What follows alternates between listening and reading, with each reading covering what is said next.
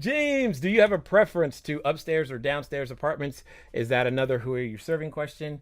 I see possible issues with downstairs neighbors if new guests are consistently coming up and downstairs with suitcases, etc. Got it. Yes, James, it is a who you're serving question, but it's also a functional question, which does make sense. In the same way that, so there's pros and cons to both. For example, I prefer downstairs units mostly because there are a significant number of our population who have mobility challenges. The fastest growing group of guests who are seeking alternative accommodations like ours and or becoming operators like us are those that are 50 years and older and have mobility challenges. Anyway, that combination of individuals is what I slant towards. Now, that's not to say I don't have units on a second or a third floor. Indeed, I do.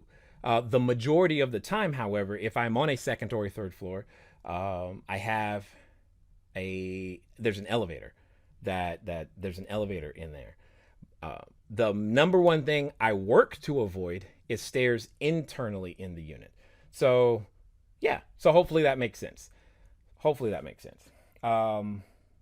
But yeah, there's positives and negatives to either way. I mean, because if you're on the downstairs, now if you're in the upstairs unit, you also have the issue of people upstairs stomping on the floor. But I've had that same issue with traditional tenants where our guests who are there are fine and they have issues with the people above them, and that's actually harder to deal with because how do you can't really get rid of them. Anyway, so with that being said, ladies and gentlemen, again, in all sincerity though, I definitely appreciate you guys giving me the opportunity to assist you, for you being brave enough to take on your life in all of its various forms.